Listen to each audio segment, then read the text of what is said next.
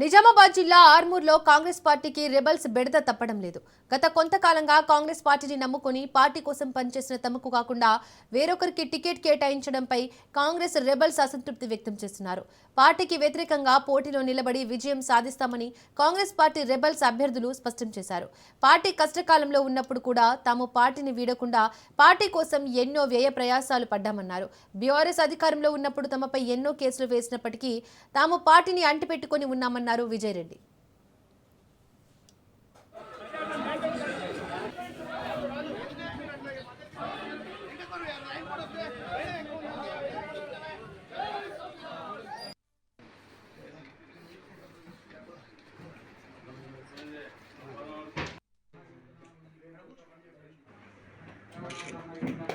దేనికి కారణం అంటే నాకు జరిగిన అన్యాయం గురించి చెప్పడానికి వచ్చాను.